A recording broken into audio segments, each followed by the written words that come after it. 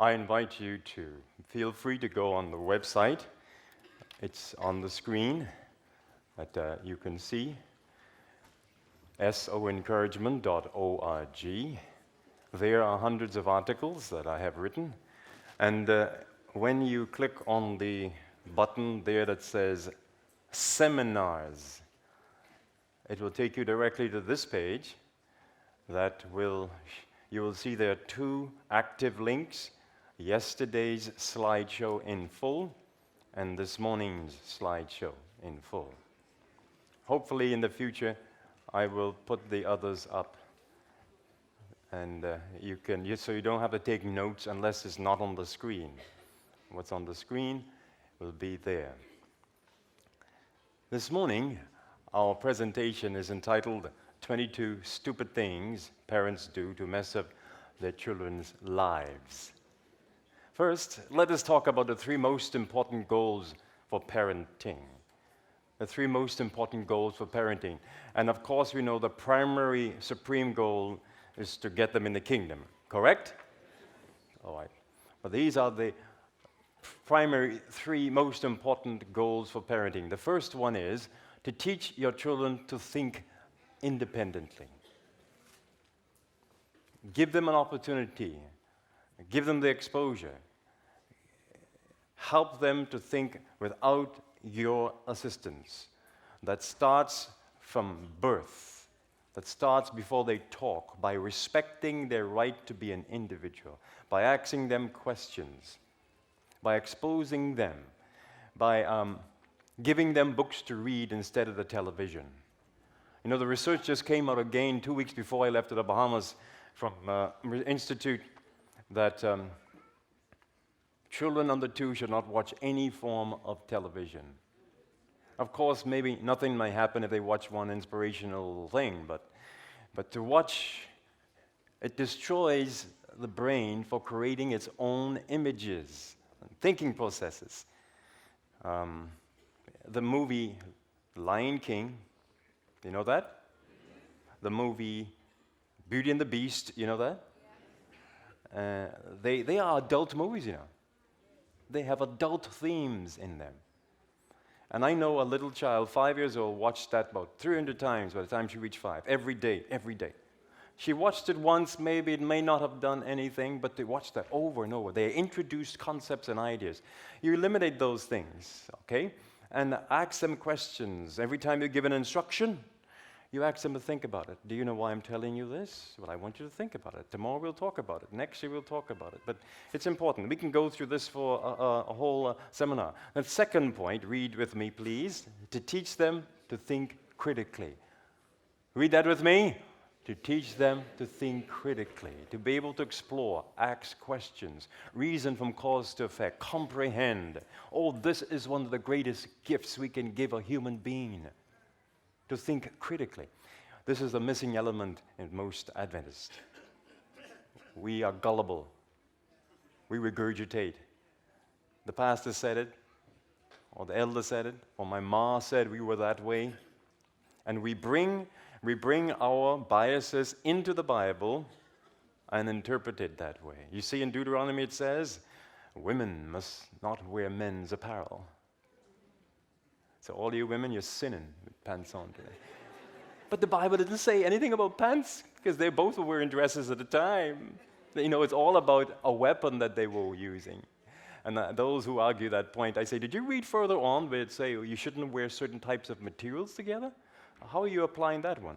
Anyway, no problem. Critical thinking, best gift you can give your child. The third point is what?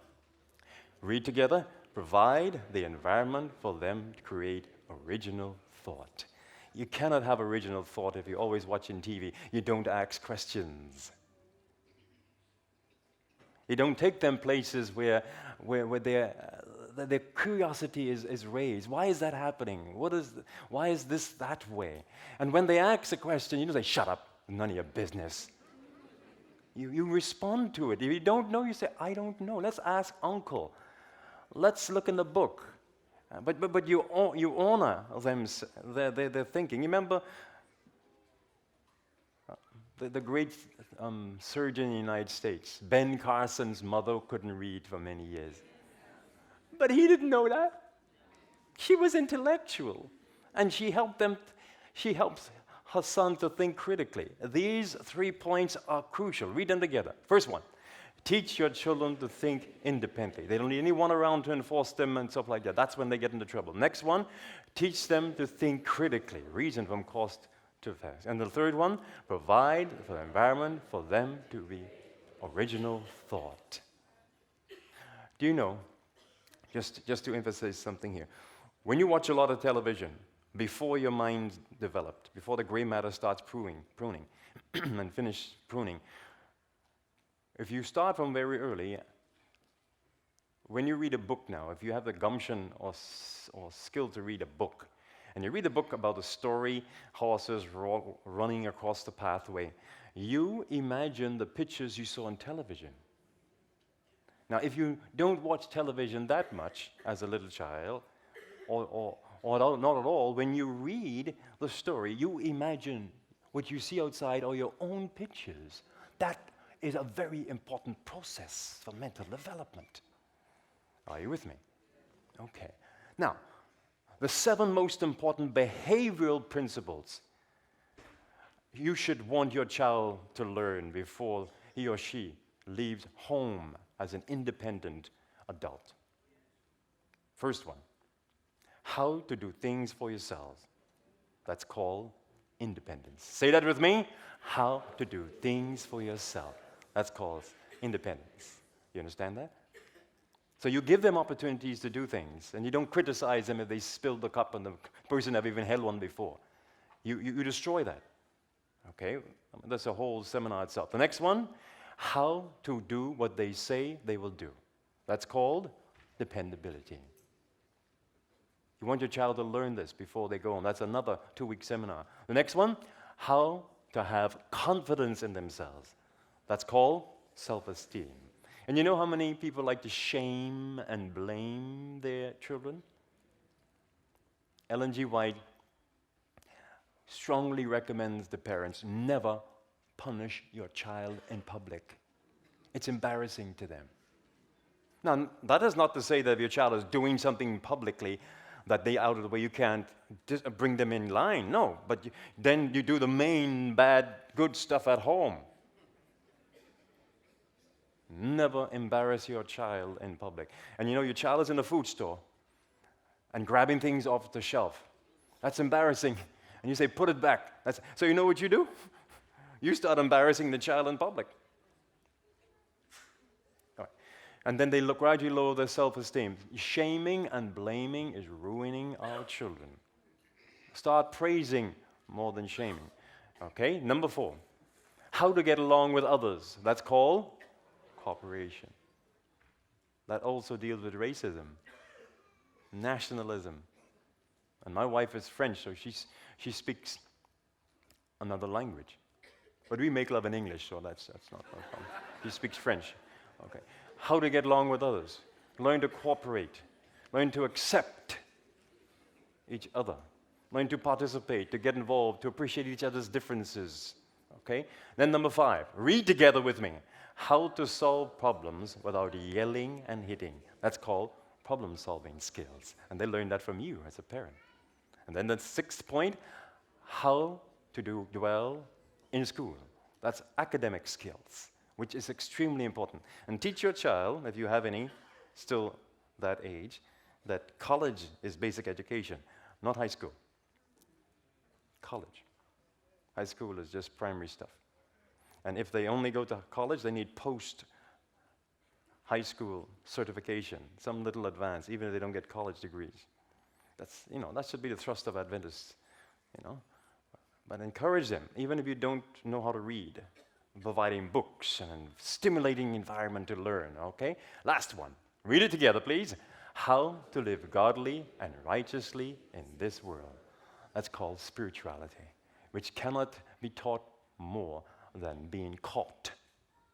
They see it in your behavior at home, in addition to taking them to church. Let's go on now. The 22 stupid things parents do to mess up their children's lives. The first one, failure to start preparing your child for adulthood 20 years before they are born. It's a big mistake we make. Do you know that the patterns you develop from birth, they remain, they script, they create a family script, they create an internal pattern on you that it will be transmitted most likely to your child? This happens a lot to pastors' children. You ever would see a pastor's 16-year-old child gone, or an elder's 16-year-old child gone. And when you think back, oh, the pastor was the same way when he was 16 years old. It's the pattern never changes. Right. You need to make sure that the disciplines, the habits, the thinking processes, all those things, parents, when you're raising your child, that's what I mean, you're raising your grandchild. Okay?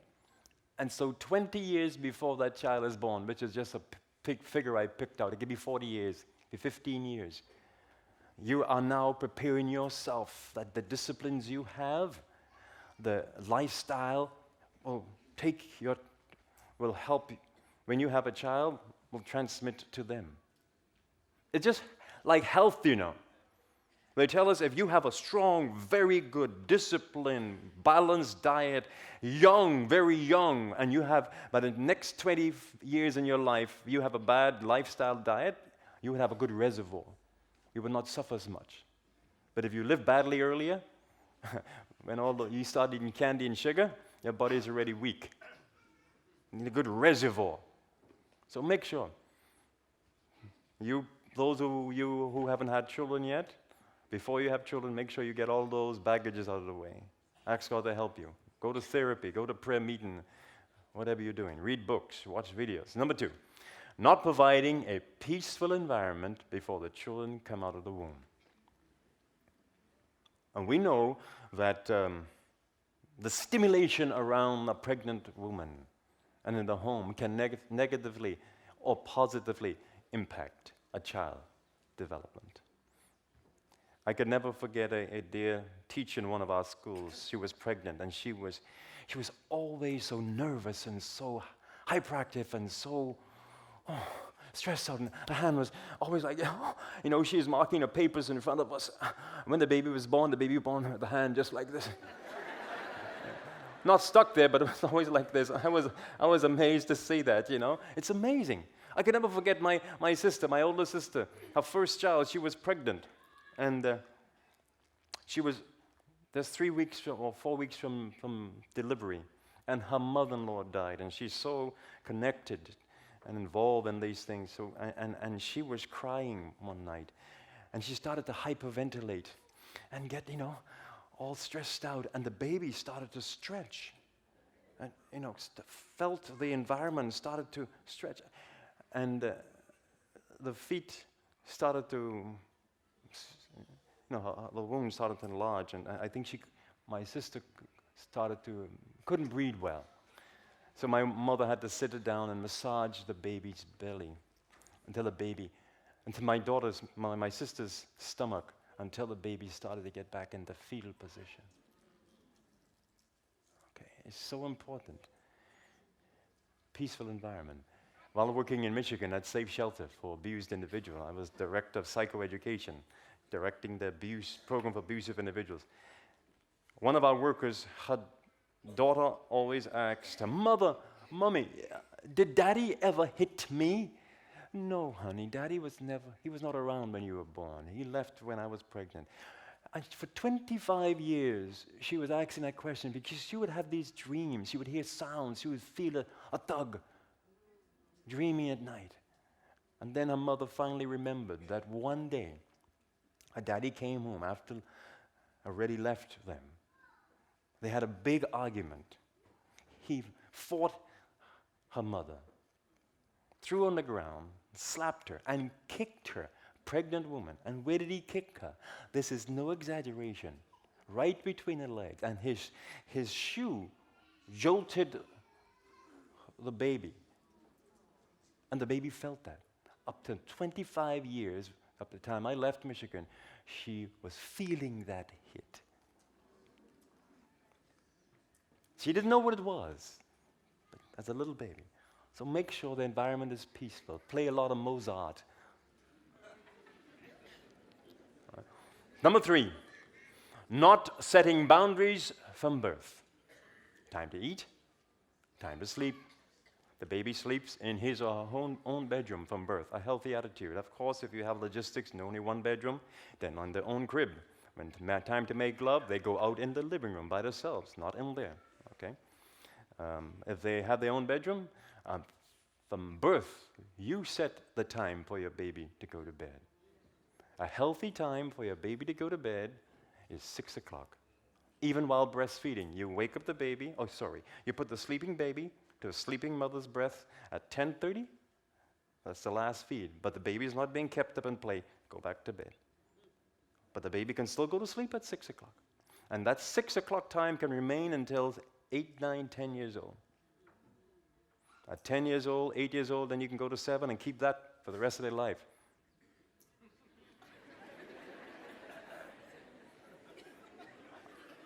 Well, they can. When they get to high school, they will obviously go to bed later, but that depends. You think I'm joking? But by the time they reach a teenage life, things are heavy. They have a lot of assignments and so forth like that. They may get to bed 9 o'clock. So, 9 o'clock, 8 o'clock. But our children were so routine in this that if they had nothing to do, we're looking for our son. Where is he? He's in bed sleeping. It's 6:30. He's 19 years old. Well, one reason, he's going to get up the next morning, and I'm going to take him to the sports place to practice because he was an athlete, and I'm sleeping in the car, and he's running around the track. But it's terrible to just have your children up until they want to go to sleep. Up. They already finished homework assignments. Up. Time to eat, time to sleep, time to have fun. Set perimeters, set guidelines. When we don't have these things, they don't know what to do when they get older. We don't help them. Okay? Number 2, not letting your children see you reading the newspaper and the Bible. We want a balance. They need to see you reading the Bible. Okay? And you need to let them see you reading the newspaper too. The Bible they must see. In family devotion, in our house, always being the tradition. The morning watch books, the devotional books? Most of us just read those. And our children never see us opening the Bible. No. We sing one song, I open the Bible. Although a text is written in the devotional book, that's not the Bible. I find one text, not even necessarily related to the devotion. I read one text, maybe 2, short. I don't make a comment on it. I may say one comment, this is an encouraging word from the Lord, whatever. And then I go to the Bible. I go to the devotion if I want to. They must see me open the Bible. Then on one hand, they must see us listening to the news or reading the newspaper. That's a part of balanced lifestyle. Jesus read the Daily Gleaner, the Daily Times. Jesus did. He knew what was in. Plus, he always went to the synagogue and read the Word of God. Please. Number 5, saying, I can't wait for you to bring home some grandchildren. That's to use Bahamian parlance, that's the most stupidest thing someone can say. You're putting into the mind of this little child before they even know where their penis and vagina is, that hey, that's most important in life, bringing home grandchildren, having babies. No, please, don't make that mistake. That must never come out of your mouth. Going to sleep before your children go to bed.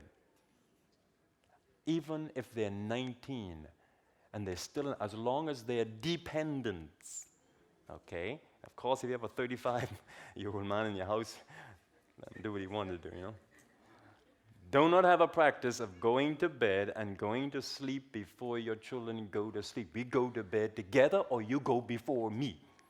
That's a principle, broad principle to go by. And I make it a practice. Several things I had to do. Personally, if I came home after the children went to bed, I always need to see them when they are going to bed or right after. I go in the room and I would open the door of each one of them. My daughter, she might be 16, 18, 19. They both left home at about 20. And I had to go and kiss them even while they were sleeping. I would reach over, kiss my daughter on the forehead, on the cheek. I had to touch them before. But they went in bed to sleep before me. I remember our son, he was at home alone. My daughter was already in college for about a year and a half or two. And so he was there alone. And one or two Saturday nights, he wanted to watch a movie, nice movie, very late. So it finishes about 1 o'clock or so, or 12:30. And so I'm tired. I'm in bed. I fall asleep. But I have this principle. You know what I do? I get up 12 o'clock. 12:30, 11, quarter, and I sit beside him. We watch the last hour of the movie, and we go to bed together. I was not going to stay there all night. I wake up in the morning. What time you went to bed? You go to bed at all? Although he's an old man, I want him to get that to transmit to his children. Do not go to sleep. And if you're tired, you got to lie in bed. Oh, children still do homework, fine, but you get up, put the alarm clock on, you get up 15 minutes later, sit down with your children. Don't send them to bed. You make sure they're in bed. That's a very bad thing. You're in charge of the house. They're not.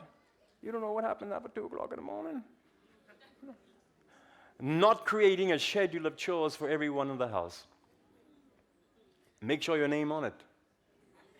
Sit down as a family and have a house meeting. What are the areas in this house that are general for everyone to clean? Because you are in charge of your own bedroom. That's not on the schedule. Every morning you make up your own bed. You make sure your bedroom is clean. Once a month we can work together on it, fine, but that's your. But the living room, the dining room, the kitchen, the porch, the garage, what those fancy names you all have in England, like a chalet, what you call things in the house, right? This is an interesting country. This is an English country. You have all kind of French and German words, Interesting. So you make chores, cleaning the dishes, washing the garage, washing the clothes, emptying the trash, and make sure your name is on it. You're not teaching if your name isn't on it. Logistically, you may sometimes be less than your children, sometimes more, but make sure your name is on it. And be fair. And make sure the chores are divided among the males and the females the same way. Your boys must wash and cook. And if you can sew, make sure your boys can sew. Put on their own button and hem their own pants. And fix their own things. My mother was a seamstress, and she made sure sat me down like all my other 3 sisters. She taught me how to knit, to pom-pom. You know what that is? Pom-pom? Okay, I can't do it now, though, boy. Okay. Knit, pom-pom, crochet? No, not crochet. And how to sew. I cannot make a dress. I don't ask my wife to do simple things. A button fall off, I don't ask her, could you do this, please? Why I ask her to do it and I can do it? I have hands, I have fingers. Unless I'm extremely busy, I'm rushing out, and she will do it. I don't ask her to iron for me. What I got to do that for? I could iron. I don't iron anymore. You get dry, you just put it in the dryer and take it out and hang it up. But putting on a button, hemming I don't like her to hem my pants because she do it the professional way, I want my flat, My shirts, my neck's too small, I take it in. She can't even do that. Adjusting clothes, she give it to me.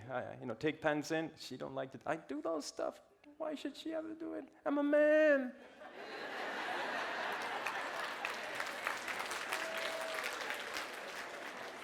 Okay.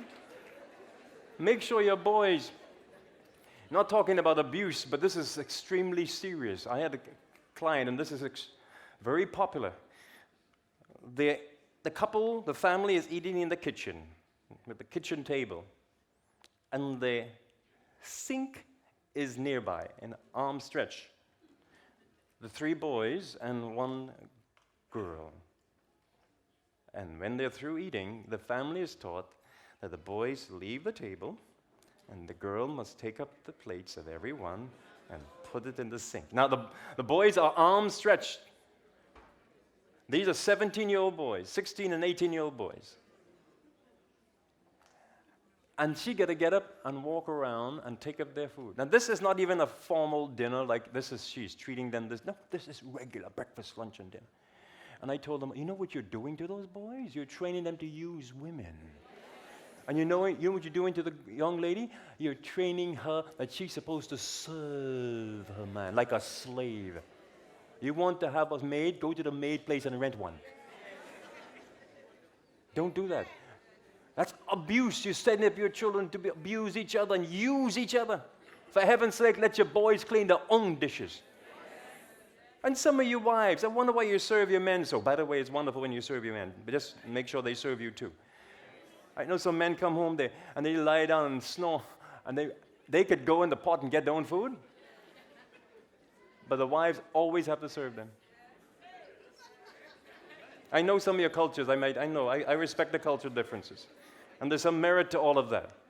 But in Christianity, the Bible says male and female, we all supposed to love each other. So when Christianity enters your heart, you men where your wife's supposed to bend down and kiss your toe, next time you bend down and kiss her toe. And if your pride is too great to do it, go to Jesus in prayer. My Jesus set an example. We look at Jesus and we say he's supposed to give us an example. It doesn't affect some cultures, seems so. It's amazing. You notice that? The same culture, Jesus in the Bahamas, Jamaica, Zimbabwe, England. But we don't adapt Jesus' principles in every culture. We say we're Jesus people. Lord help me. Number 8, not respecting your children's rights to be stupid at times. And when I use the word stupid, I'm talking about, real stupid. But, sometimes they do crazy things. You might pull them back and say, no, that's not right, but don't treat them like they're mentally ill or... You used to do the same thing too. Just talk nicely to them. And they have a lot of energy, climb trees upside down. And I used to do that too. And many parents will tell me, knowing this helps them to keep their sanity and treat their children better. And then, number 9, forgetting that you were once a teenager. When your hormones started to flow, when you first had that strong sexual desire, you were still a virgin when you got married, maybe. But now your child, you suspect as having strong sexual desires, not active sexually, but you weird dude, would you behave yourself now? I don't want you to do this. And you're just coming down on them and not trying to listen to them. Remember, you were once a teenager. Ellen White has a strong statement on this. I deliberately didn't put it on. That's one mistake parents make, not forgetting their early years that we grew up. And this is, it's such a wonderful statement. Go and find it in her writings. And this is one of the big mistakes parents make, forgetting that we were once a teenager. Just like Christians, we forget we were once sinners. The big sinner walking to church with that short dress. Look at that slut. You forgot you were a slut too, Look at that drunkard. You forgot you were a drunkard too. Look at that prostitute. You forget you were a prostitute too. Not that you must, wage a flag every time, but the attitude. And then number 10, not spending enough time having fun with your child, your children. As I said, go take them on dates. If you have 3 children, you can arrange once a quarter, once a month, whatever time and money, if it's money, you can arrange a date with your child. Fathers, you arrange a date with your daughter. 1 daughter, if you have 3 daughters. So the daughter will know the first Monday of the quarter is my time with daddy. And when you take them out, you don't hit them across the head with all these. It's their time. Fun time. So if you have 10 children, that's a lot of time. You may have to be rich, So keep the amount of children down, But it's important. Have fun. Go places. Come on, man. Don't take them to the social and you're so cold. You can't get involved, You're not like them, fine, but laugh. Play a little bit. And when you invite the children home, don't go sleeping and make fun of them. Come, even if it's 5 minutes, play little dominoes with them. Arm wrestle a bit. Popcorn fight. Pillow fight. Have a little fun. Then go back and get exhausted and come back. Have fun. You with me? Not letting your children see you kiss. And that's my mom and my dad on their 51st wedding anniversary 12 years ago. I make it a point every 5 years or so. I've done it about 5 times or 4 times. I make it a point to kiss my wife on her lips passionately on the pulpit in front of my church members. It's a special day. It's maybe her birthday, and I want to surprise her, and I call up and I wish her happy birthday and show appreciation, let her know how much I appreciate her being with me, and then I give a kiss. It's a very short kiss, but it's very passionate, on the lips. And you know something? I remember the first time I did it, especially, a few members came to me, Pastor, if you're doing it, we could do it too.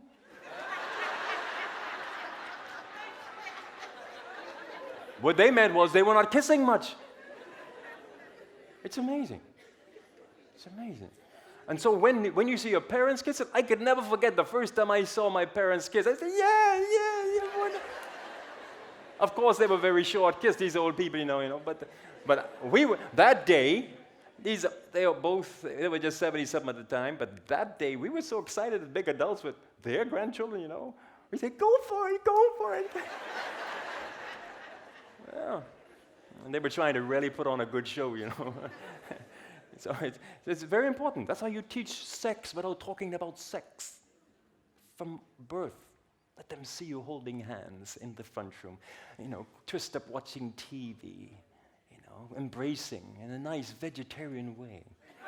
Okay. All right. Not letting your children see you settle simple differences effectively is another big mistake. Not letting your children see you settle simple differences effectively.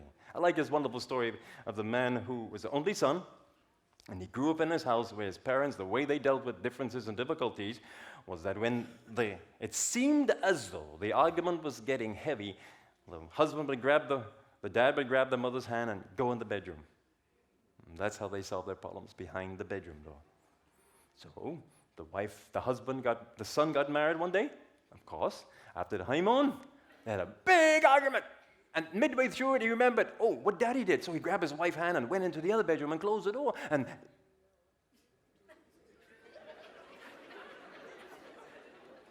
what did daddy do behind the bedroom door? He didn't know what happened.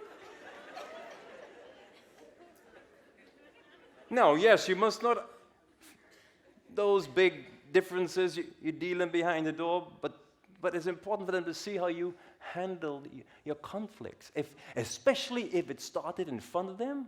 And if you embarrassed or hurt each other in front of them, after apologizing and making up behind doors, you got to come and call a family meeting and apologize in front of them. And apologize to them too, because you wounded them when you hurt each other.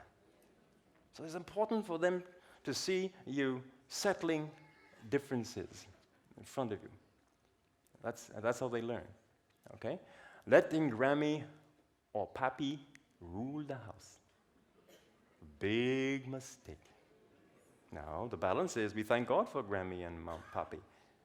When someone is dead, there's a dysfunctional family, we need them. But where there is a normal situation, a normal could be a single-parent family too, depending how that's set up. Mom and dad, letting Grammy's rules control your house. My mother and father had to respect that with us, because we had bedtimes with our children. All the other grandchildren did not have bedtimes. So whenever there had to be a moment where our children had to go up to my mother, this is years ago, 25 years or 30 years, up to my mother for babysitting for an hour or two, she did not have the other grandchildren there because our rules were different. You know that? And she had to respect our rules. We took them to her. You see, what many parents do, they take their children to Grammy and they are intimidated by Grammy because Grammy says, I older than you, I raised you, so I know what I'm doing. So you don't tell me what I'm doing. And they come with that. No. So they don't go with any set of rules. Mom, my children go to bed at 6 o'clock. They don't eat this. Don't give them that.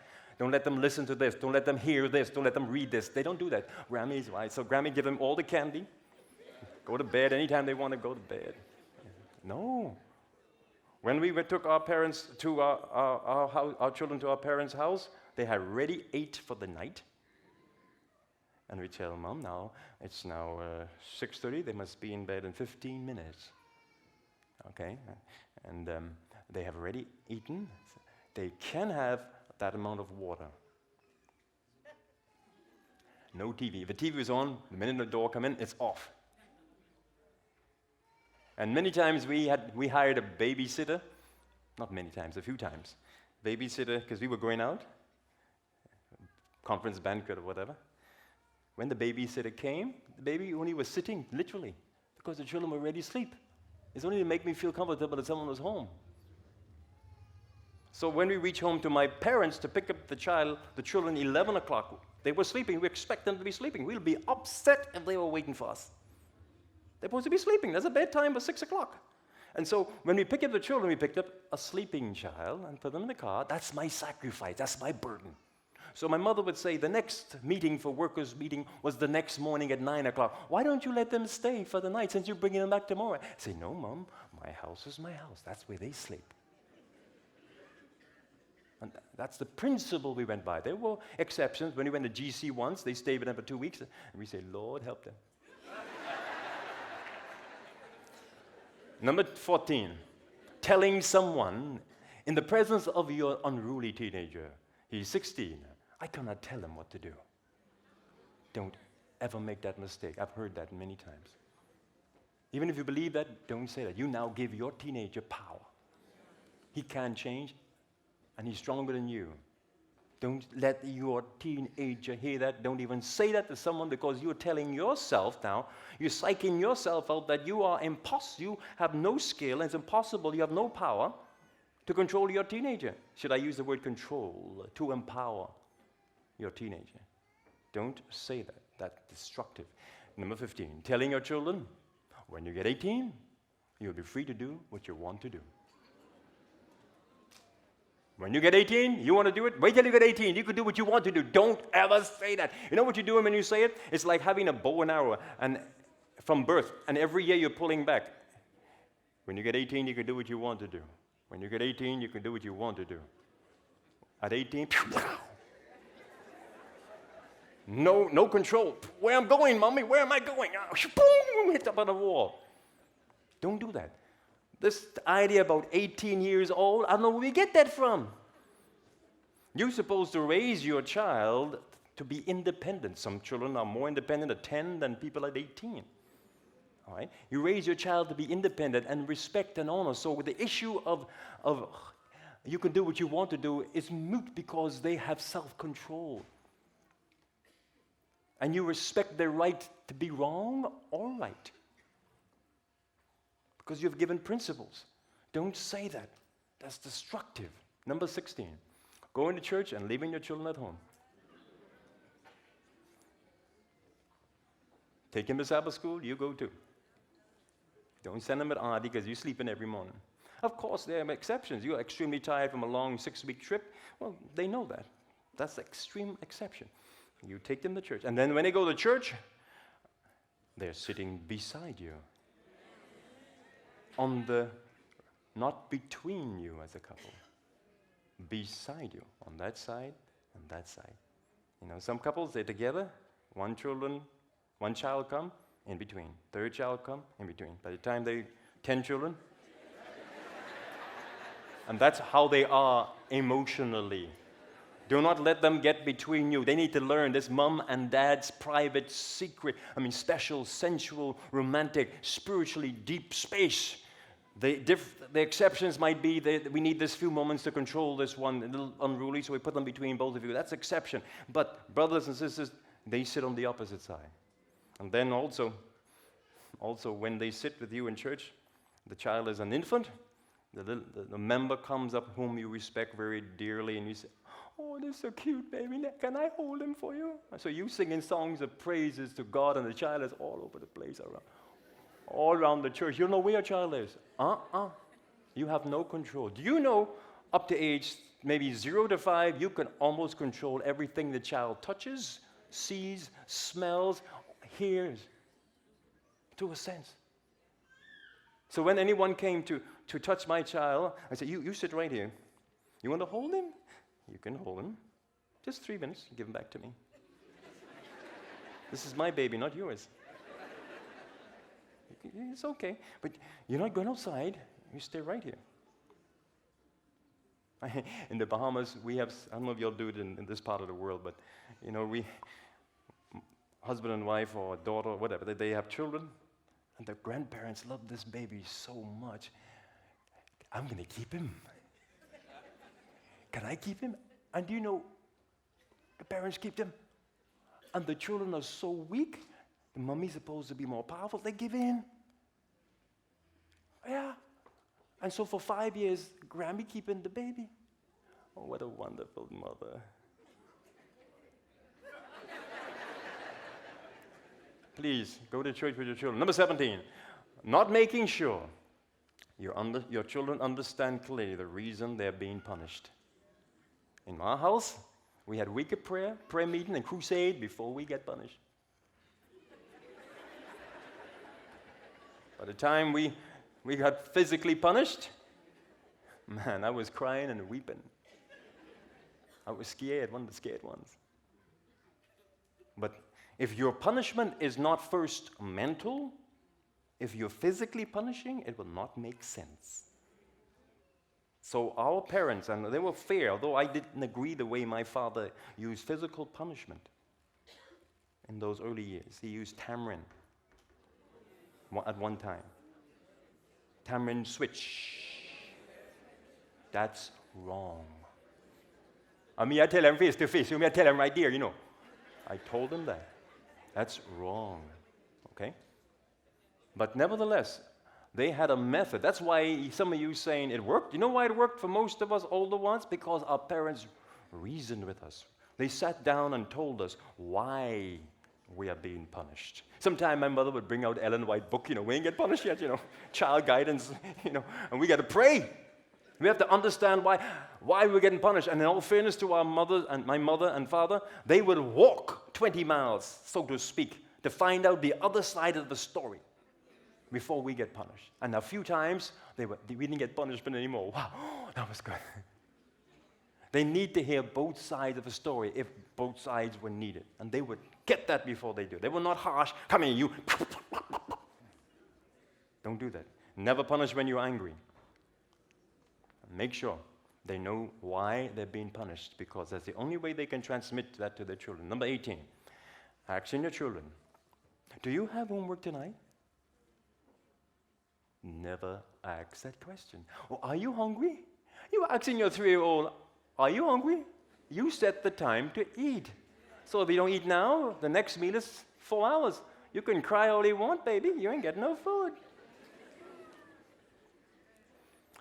Now, some people say, do not ask if you have homework, because in this house, automatically, when you come home from school, there's homework.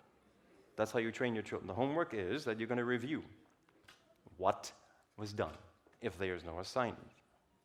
So you don't ask, because when you ask a question, you're generally teaching your child to lie, because they can say no. So you don't ask, you assume. Now, some parents have another approach. They ask the question, do you have homework? But they use that as a point of thinking. So they actually say, now bring your books to me. So then they're following through. So you can say it in that context, but don't say, do you have any children, any homework? And they say, no, okay, see you, go play now. Every day? Are you sleepy? You don't ask a child if they're sleepy. Bedtime has nothing to do with when you're sleepy or not. It's bedtime. Even for us adults. How many here go to sleep? Can you? How many here? Oh, so most of you let sleep come to you.